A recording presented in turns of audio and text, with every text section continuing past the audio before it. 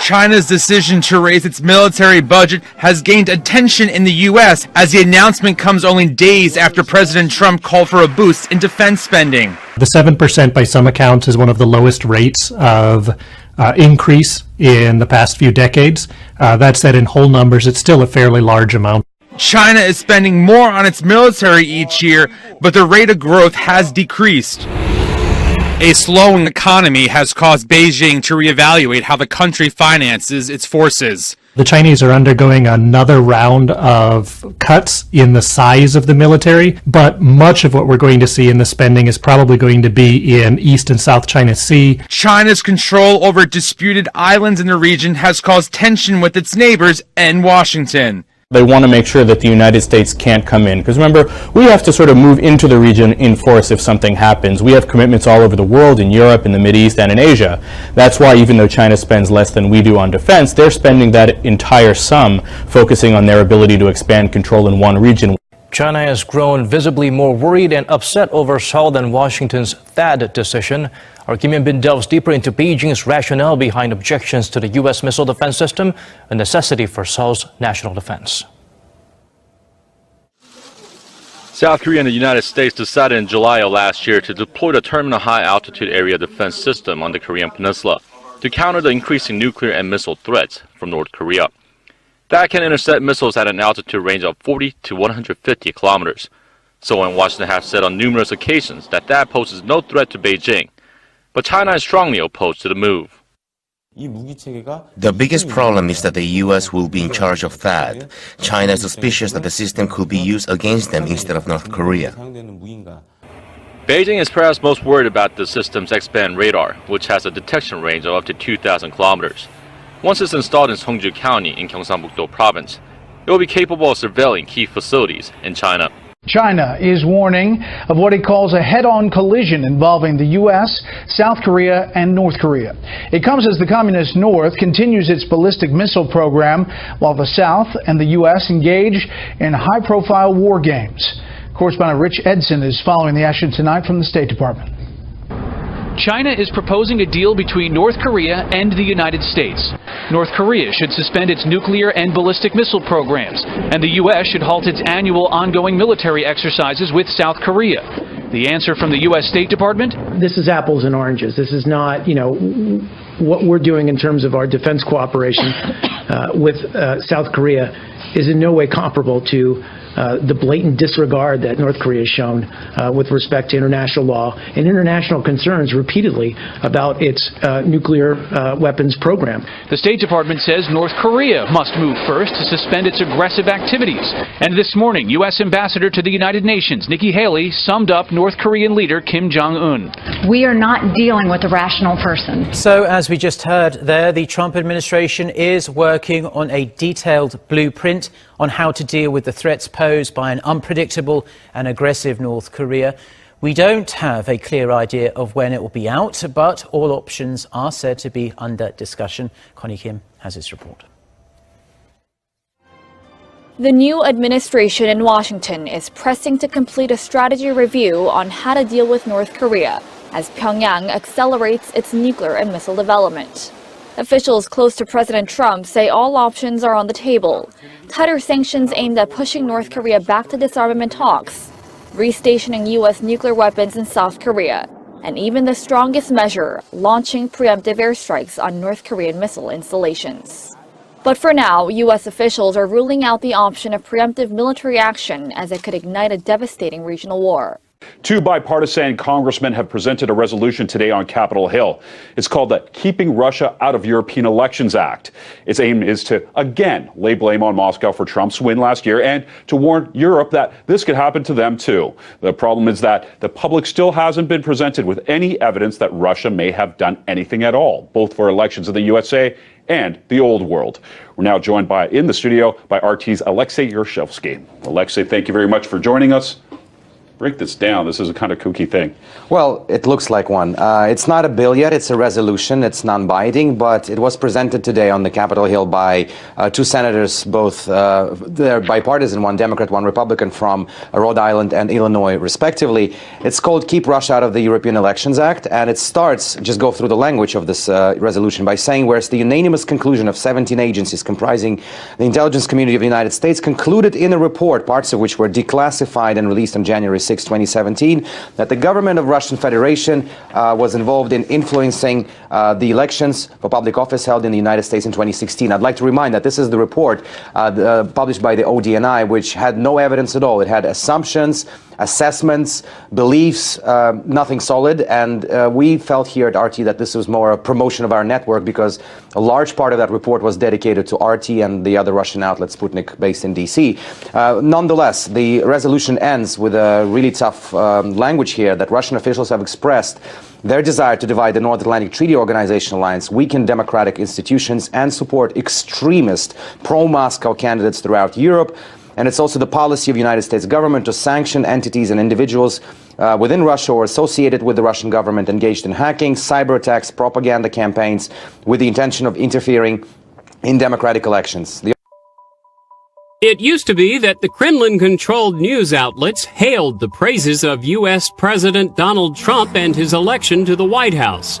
Now there is a word of backlash from those same outlets over the manner in which Trump has been engaging in the first weeks of his presidency. The latest headlines gracing the pages of several Kremlin-funded English-language networks read as follows: Sessions scandal.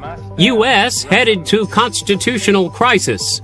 Immigrants see American dream fade in wake of surge in hate crimes. And America is in the grips of hatred.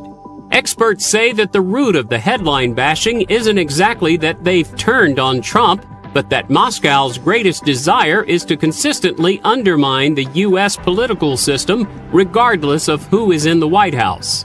Turning now to new developments in the fight against ISIS in Iraq and Syria. U.S.-backed Syrian forces are making major gains in the terror group's capital of Raqqa. Troops have cut off a crucial supply road out of the city. Militants are also losing ground in western Mosul. U.S.-backed Iraqi troops are securing a key government complex after recapturing the base overnight.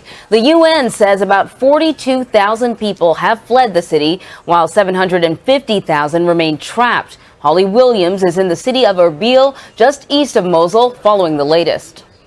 ISIS is surrounded in Mosul and its fighters are desperate. But as we found out inside the city, they are still deadly.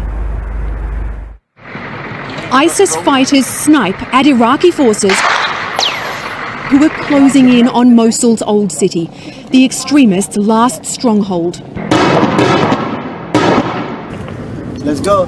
Brigadier General Abbas al-Jabouri called in helicopter gunships yesterday, 350 yards from an ISIS position, where they were burning tyres to try to hide their location.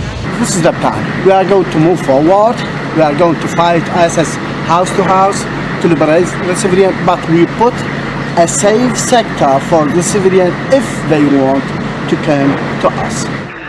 After 4 months of bloody fighting, the general estimates there are only around 2,000 ISIS fighters left in the city.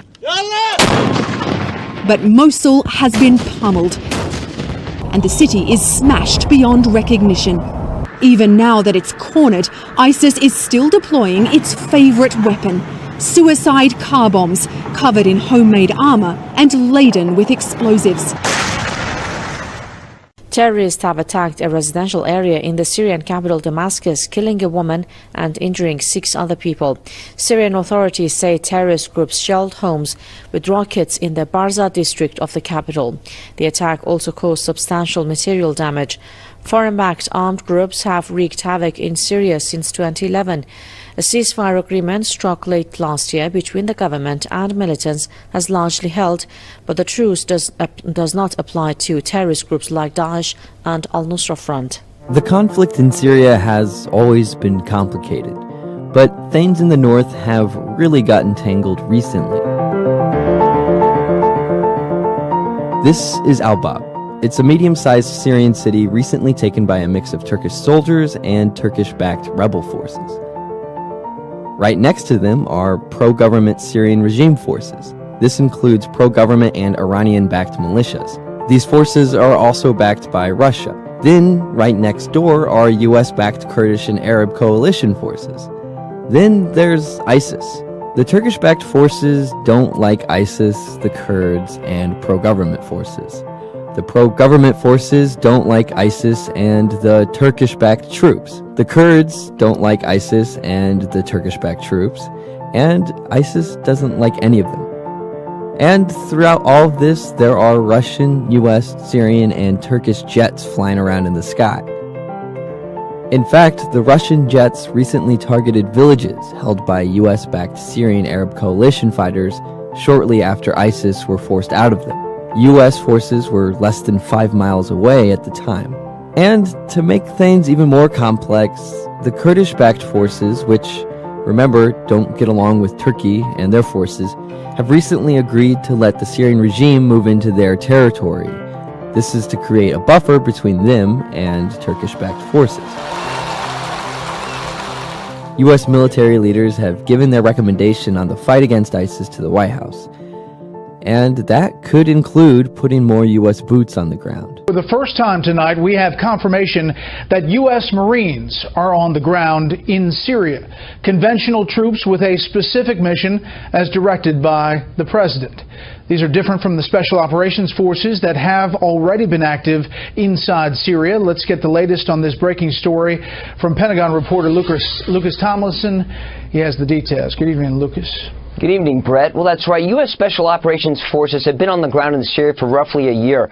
But just today, in a report confirmed by the Pentagon, first reported by the Washington Post, a detachment of U.S. Marines, along with their artillery, M777 artillery units, capable of firing artillery rounds about 20 miles to their targets. So that would bring these Marines very close to the Islamic State's de facto capital of Raqqa, Syria. Now, this increase in American posture in Syria comes just days after the U.S. military sent another group of U.S. Special Operations Forces to Manbij in northwest Syria. It's an increasingly crowded battlefield with Turkish-backed forces, Kurdish groups, Syrian regime troops, and Russian forces. The top U.S. commander in Iraq, which oversees the war against ISIS, said all these forces are within, quote, grenade range. Donald Trump just accepted a plan from the Pentagon, from Defense Secretary Jim Mattis, how to accelerate the mission against ISIS. The United States may soon find itself at odds with Turkey over the role of the Kurds in the fight against ISIS in Syria. Oddly enough, Russia may soon become a key U.S. ally in protecting the Kurds against Turkish aggression. Russian and United States have agreed to buffer zones around towns in northern Syria where the Kurds are in control. Turkey has refused to allow Kurdish militias to play any role in future campaigns against ISIS in Raqqa and Deir ez-Zor. Roads leading to Kabul's biggest military hospital are blocked. Security forces were rushed to the area to stop a group of gunmen who had attacked the building located across the street from the heavily guarded U.S. Embassy. According to witnesses, the assault started with an explosion. Then, several men disguised as doctors stormed the facility. I was in the operation room when a suicide bomber wearing a Dr. White uniform entered and opened fire at me. When he fired at me, I fell down on the ground, then the attacker shot my colleague. Somehow I escaped using a back exit, which was covered with barbed wire. At least 400 patients are believed to be treated in the Sardar Mohammed Daoud Khan Hospital, mainly soldiers wounded in various battlefields across Afghanistan. The country is under a major security threat as the Taliban have stepped up their operations against government forces. Last week, coordinated terrorist attacks on police and intelligence forces, also in Kabul, killed and wounded dozens of people. Israel is increasing its ability to defend against long-range missiles.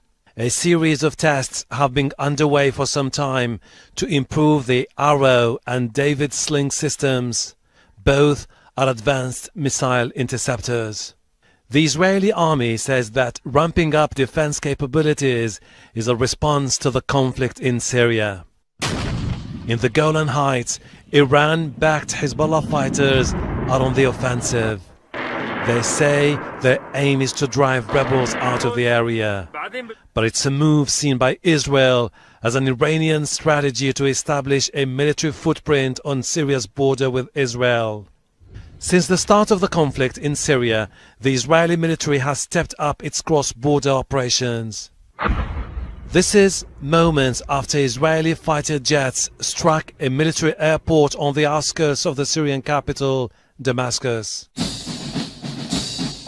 Over the last few years, many senior Hezbollah officers have been killed in Israeli attacks in Syria.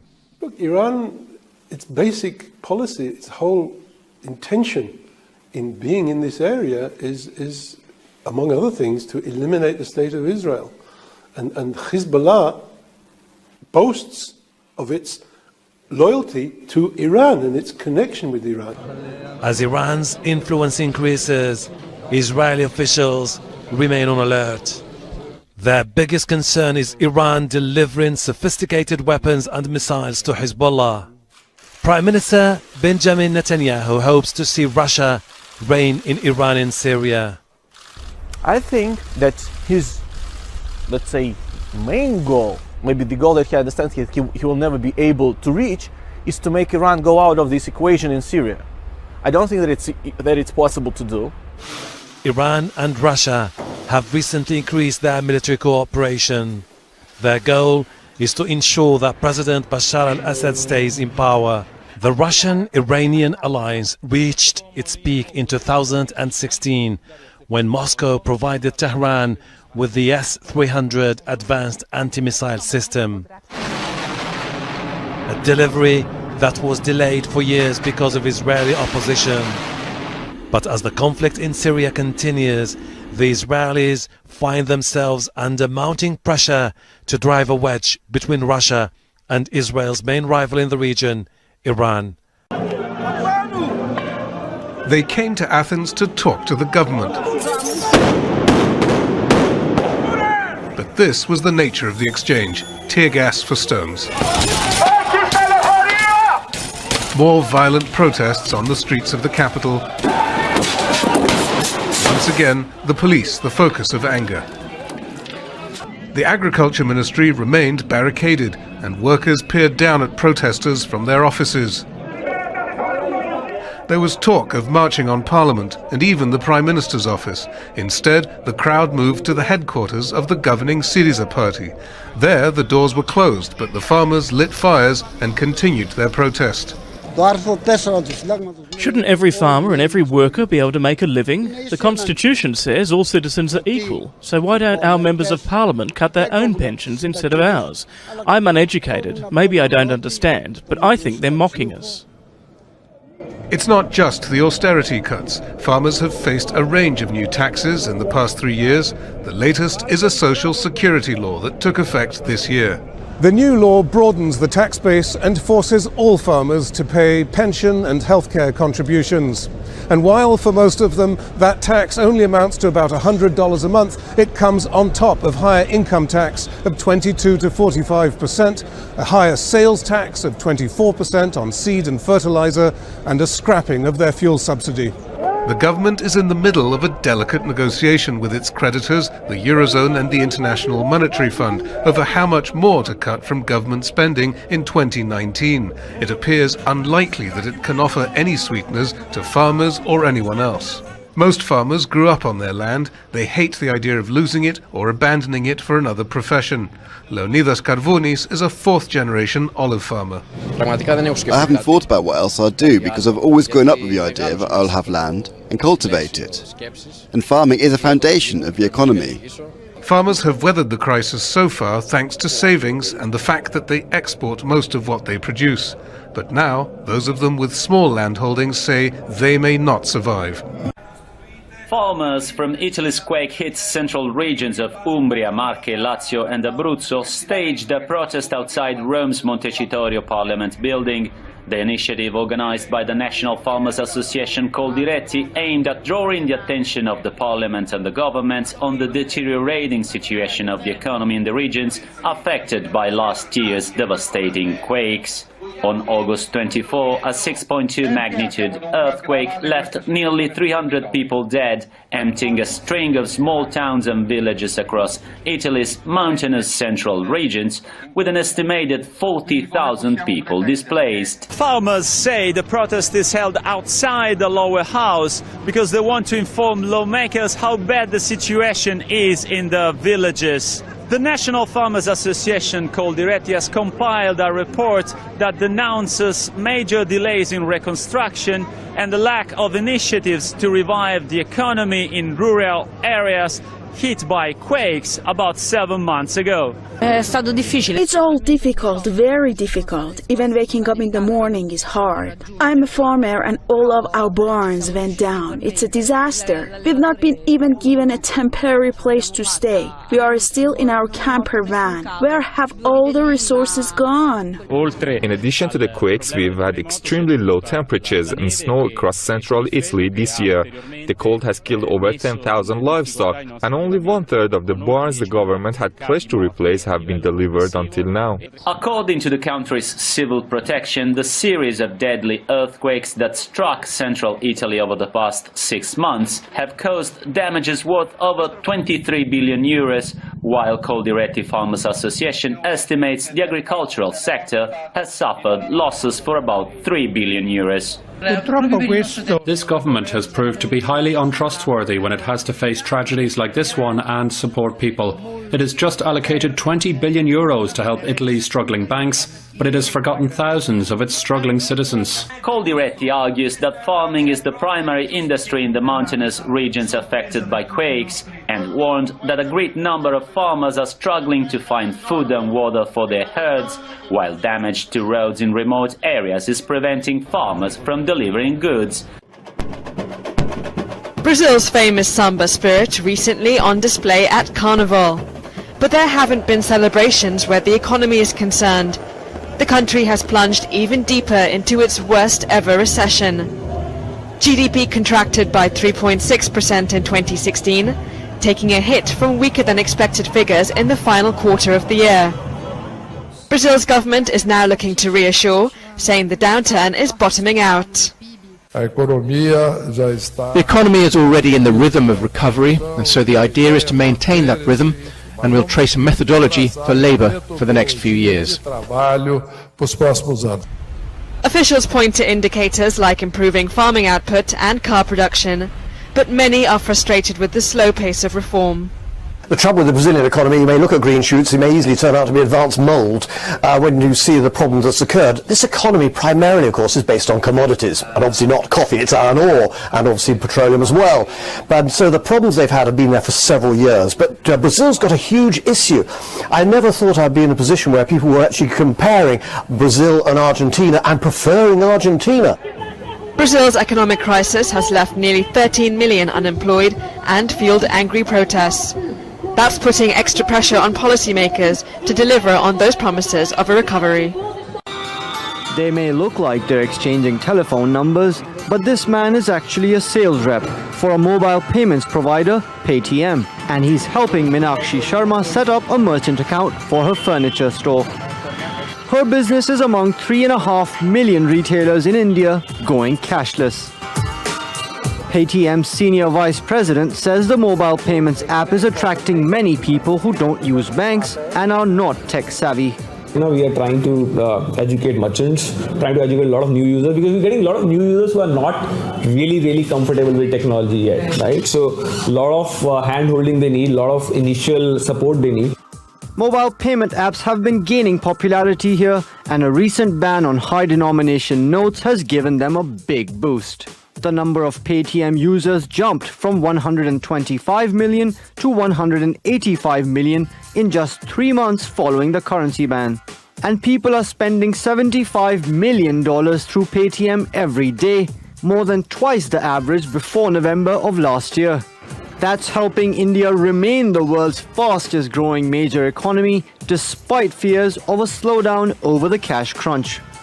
I was always of the view that this will benefit India rather than have an adverse impact. And this will all actually lead to lesser use of cash, which is expensive and can be time consuming, and also greatly increase the reach in the rural parts of India. Prime Minister Narendra Modi has said he wants India to become a cashless economy, and that could mean a lot more money and users for apps like Paytm.